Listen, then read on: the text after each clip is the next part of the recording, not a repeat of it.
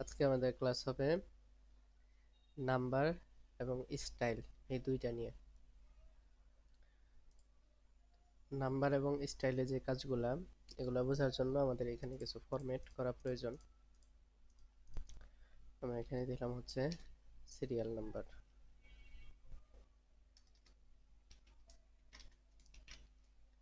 Serial number, name,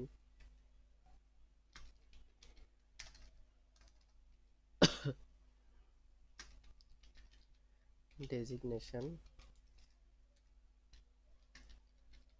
duration, salary, date.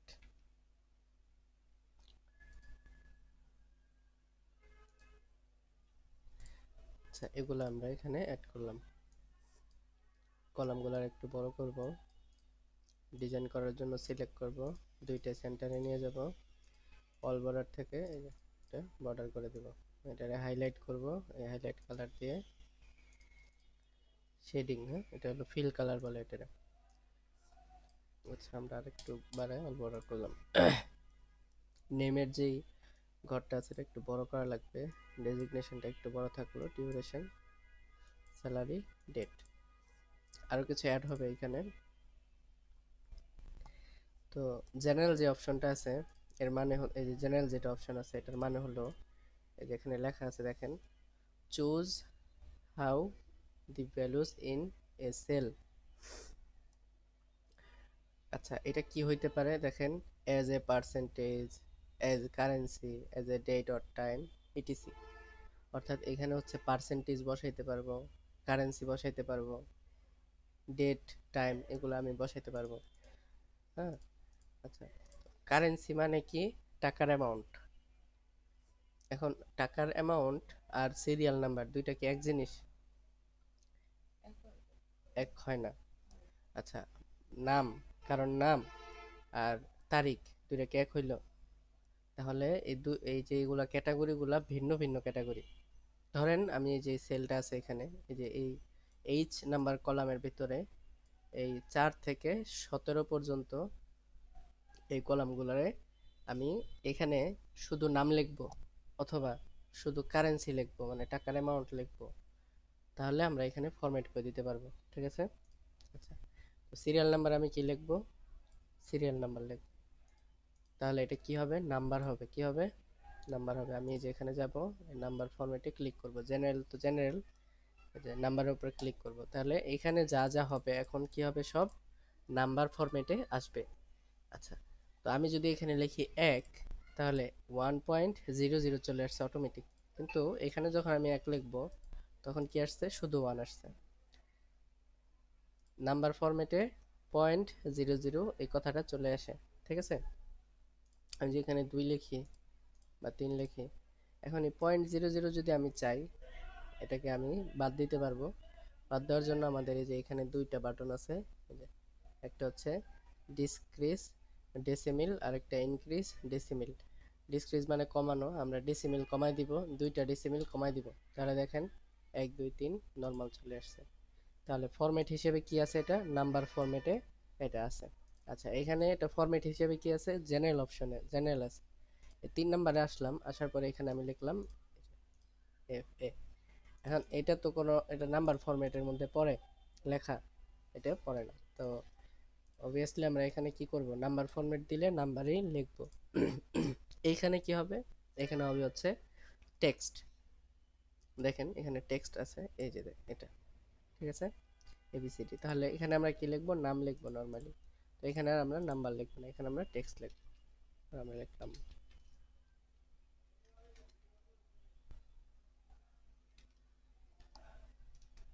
তাহলে এই ফরম্যাটটা কি? Text format. এই সেলগুলা টেক্সট ফরম্যাট। ঠিক আছে? আচ্ছা, এখানে কি লিখবো? ডেজিগনেশন মানে পদবি। তো পদবি লিখতে চাইলেও আমরা কি লিখবো? এখানে টেক্সট ফরম্যাটেই লিখবো। ঠিক আছে? আচ্ছা, ডিউরেশন অর্থাৎ কত বছর বা কত মাস সে আমার এখানে চাকরি করতেছে, তো এখানে আমি কি লিখবো? নাম্বার লিখলেও পারি, জেনারেল লিখলেও পারি, সমস্যা নেই। তারপরে যে স্যালারি, তার তার স্যালারিটা কত, এখানে আমরা অবশ্যই কি দিতে হবে? এই যে কারেন্সি দিতে হবে। ঠিক আছে? তো কারেন্সি দিলে কি হয়, কারেন্সি দিলাম, দেওয়ার পরে এখন যদি আমি লিখি 5000, এই যে দেখেন অটোমেটিক কি চলে আসছে একটা, এটা ডলার সাইন, ডলারের একটা সাইন চলে আসছে। তো বারবার এখানে আমি টাকাও দিতে পারবো, টাকার চিহ্ন আছে। ধরেন এটা কারেন্সি বোঝানোর জন্য আমরা নিজস্ব দেশের, বাংলাদেশের হইলে টাকার চিহ্ন, বাহিরের দেশের হইলে বাহিরের ডলার হইতে পারে, বিভিন্ন রকম অপশন হইতে পারে। কারেন্সি অপশন গেল। এরপরে অ্যাকাউন্টিং অপশন। অ্যাকাউন্টিং আমার কারেন্সি সেম, শুধু পার্থক্য হচ্ছে আমরা অ্যাকাউন্টিং এ যখন ক্লিক করব এই যে ডলার সাইনটা কোথায় আসবে, একবারে বামে থাকবে, এবং এই অ্যামাউন্ট যেটা এটা কোথায় থাকবে, ডানে থাকবে। আর কারেন্সি দিলে দুইটা একসাথে থাকবে। আচ্ছা, এরপরে শর্ট ডেট, লং ডেট এই ধরনের ফরম্যাট আছে। আমি ডেটে আসলাম, ডেটে আসার পরে আমি লিখলাম 12/1/2026, এটা আমি লিখলাম। তো এটা কি হইলো এখন, একবারে শর্ট ডেট, এই যে দেখেন এটা ডেট ফরম্যাটে চলে গেছে, এটা কি হয়ে গেছে, ডেট ফরম্যাটে চলে গেছে। আমি যদি এখন ডেটটাকে আমি এই যে লং ডেট দেই, তাহলে দেখেন এখন কি হ্যাশ হ্যাশ দেখা যেতেছে, তার মানে এখানে জায়গা হইতেছে না। আমরা এটা আরেকটু বড় করে দিব, এই যে মানডে January 12, 2026 পুরোটা চলে আসছে। তো সেম ভাবে আমরা যখন এখানে কোনো ডেট লিখবো, চাইলে আমরা শর্ট ডেটও করতে পারবো, চাইলে লং ডেট করতে পারবো। যেমন এটা সিলেক্ট করলাম, এবার ডেটে আসলাম, আমরা দিলাম শর্ট ডেট, তাহলে দেখেন শর্ট ডেট হবে। আবার এখান থেকে লং ডেট দিব, লং ডেট চলে আসবে। ঠিক আছে। আচ্ছা, এখানে টাইমের অপশন আছে, সেম ভাবে আমরা টাইমও লিখতে পারবো। আচ্ছা, তারপরে হচ্ছে পার্সেন্টেজ অপশন আছে। ধরেন আমি কোনো পার্সেন্ট দিব, এই যে এখানে পার্সেন্টের ঘর রাখলাম একটা, এই যে এটাকে কপি করব এই যে এটা সেম ভাবে কপি করব। তো কপি করার জন্য আমরা এভাবে সিলেক্ট করব, এই কর্নার থেকে এভাবে টান দিব। দেখেন কাজটা কি, প্রথমে সিলেক্ট করব, এবং এই কর্নারে যখন আসবো দেখেন প্লাস চিহ্নটা চিকন হয়ে গেছে, ব্ল্যাক চিকন, কিন্তু এমনি নর্মালি কি থাকে, সাদা মোটা থাকে। তো এই যে এইভাবে আসার পরে এখান ধরে টান দিব, তো সেম ভাবে কি হয়ে যাবে, পুরাটা কপি হয়ে যাবে। কপি হয়ে গেছে, আমরা এখানে দিব হচ্ছে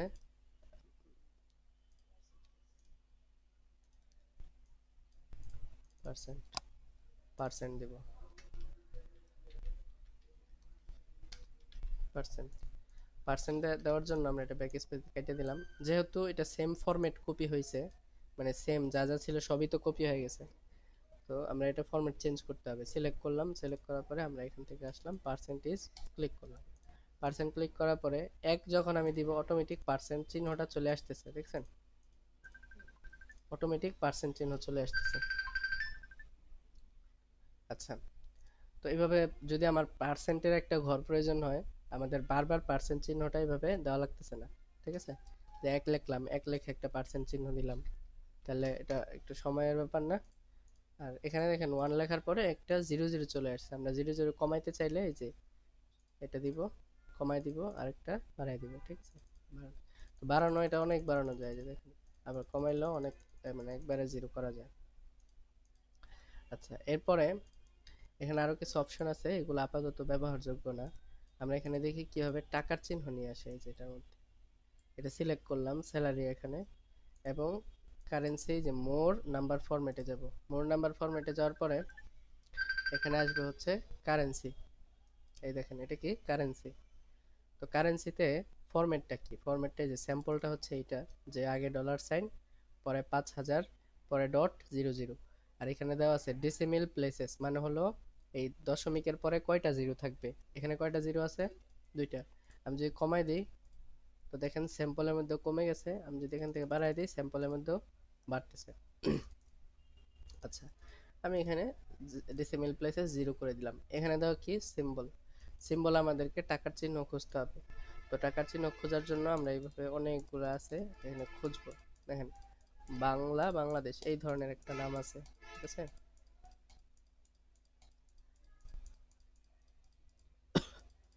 মানে মোটামুটি সব দেশের টাকার সাইনই এখানে আছে, ইন্ডিয়ারটা আছে, বাংলাদেশের, মানে যে কোনো দেশেরই আছে।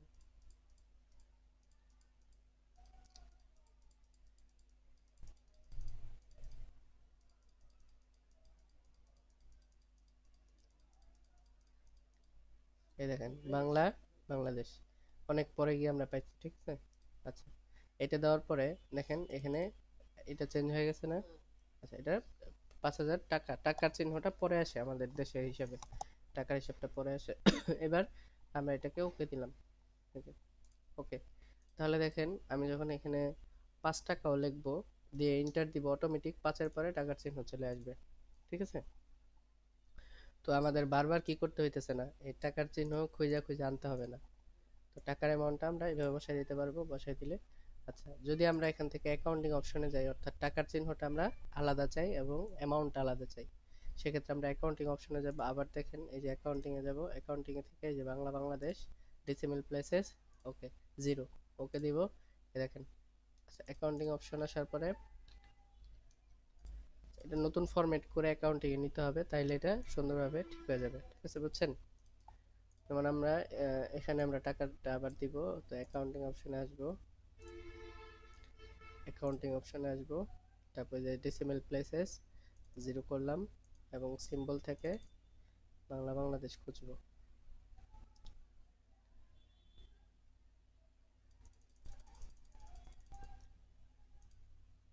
ওকে দিলাম। এবার এখানে আমরা 50 লিখলাম। আচ্ছা, এটা একই আসতেছে, যাক, এটা ডলারের ক্ষেত্রে বা অন্যান্য অ্যামাউন্টের ক্ষেত্রে ইয়া হয়। ঠিক আছে, আচ্ছা, যাক, তাহলে অ্যাকাউন্টিং এবং কারেন্সি আমরা টাকার ক্ষেত্রে একই ব্যবহার করতে পারতেছি, একই ধরনের। আচ্ছা, তো এই হচ্ছে আমাদের এখানকার ফরম্যাটগুলা।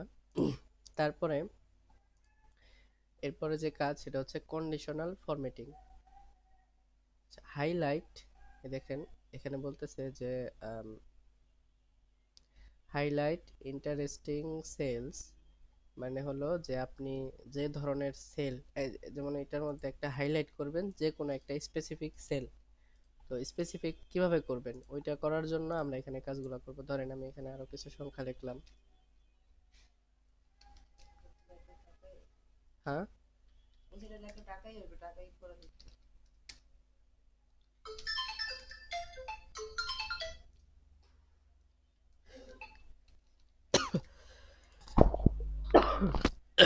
আচ্ছা, এখন দেখেন আমি এই সেলগুলারে এইভাবে সিলেক্ট করলাম, সবগুলা সেল, এই যে এখানকার এগুলা বাদে সিলেক্ট করার পরে কন্ডিশনাল ফরম্যাটিং এ যাব, হাইলাইট সেল রুল।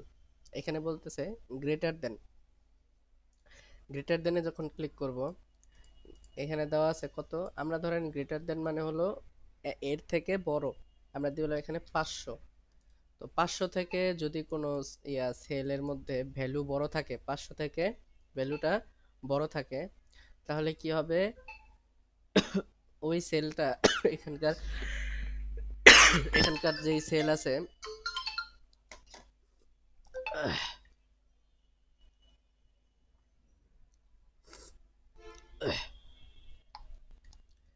এখানকার যে সেলগুলো আছে এগুলা কি হবে, রেড, লাইট রেড ফিল, অর্থাৎ হালকা কালো ফিল হবে। হ্যাঁ, এই যে এটা ফিল কালার হয়েছে, এবং ডার্ক রেড টেক্সট। হ্যাঁ, 500 এর বেশি, টাকা হোক বা অন্য ধরনের, যেমন এইটা, এটা ডেট, এটা কি এই যে 2026, এটা কি 500 থেকে বড় না?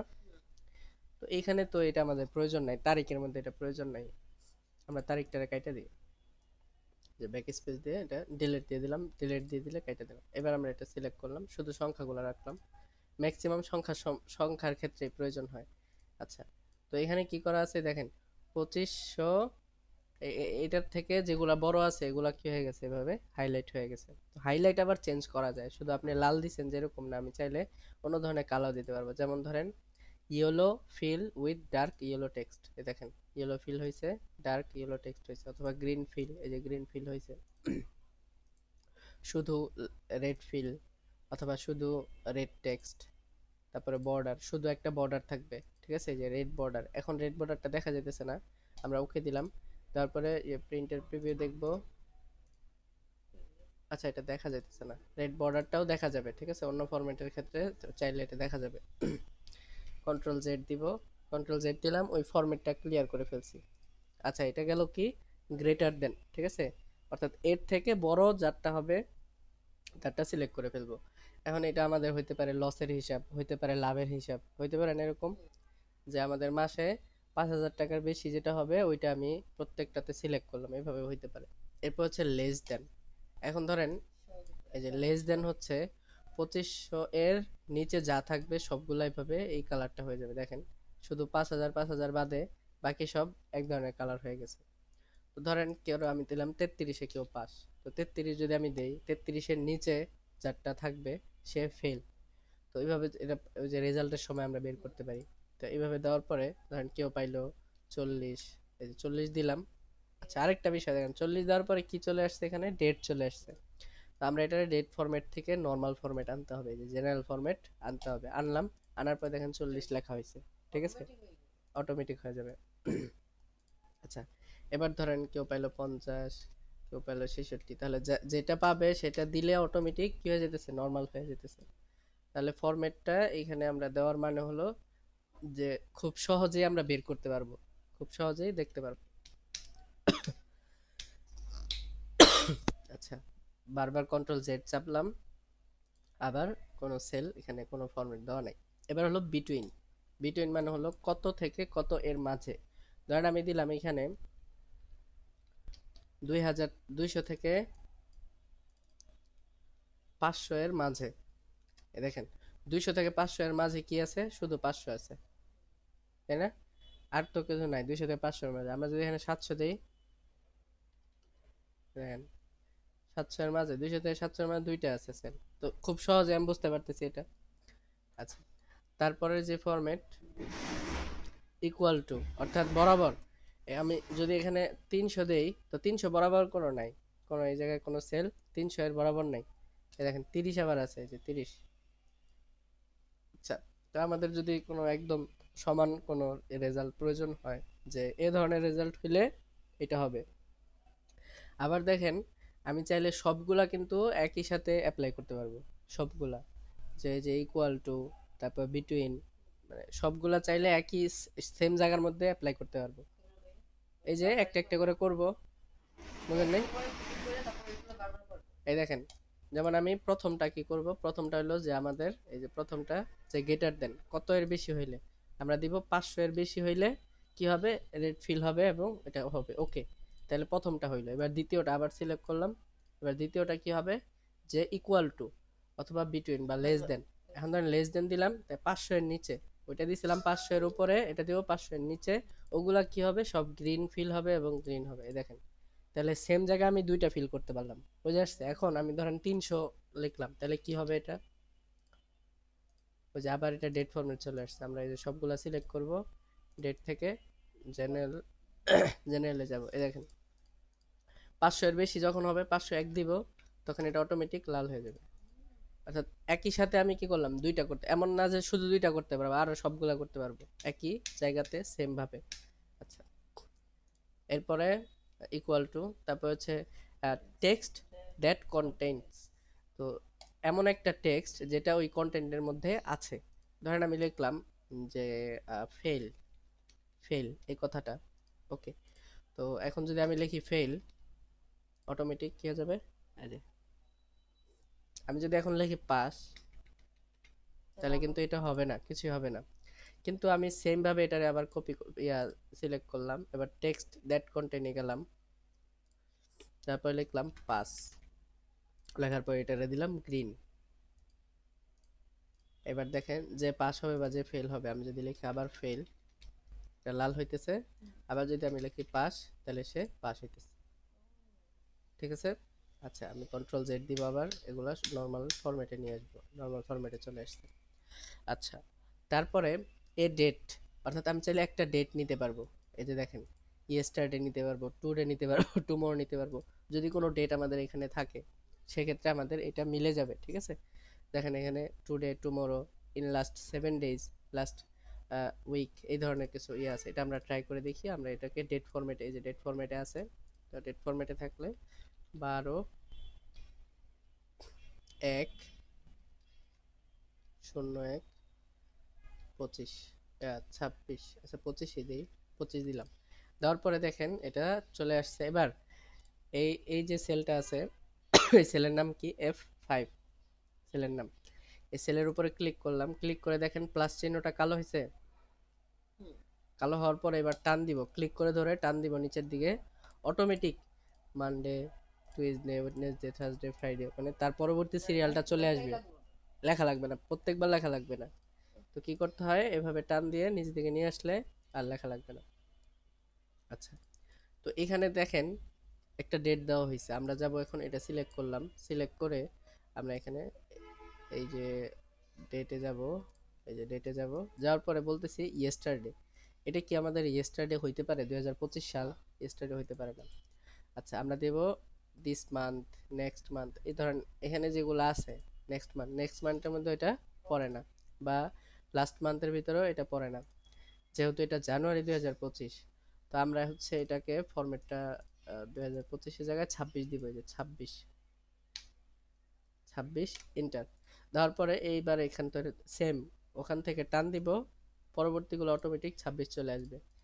এবং 26 জানুয়ারি 12 তারিখ কি বার, এটা এখানে চলে আসছে। দেখেন 24 তারিখ কি বার ছিল, স্যাটারডে, এটা চলে আসছে।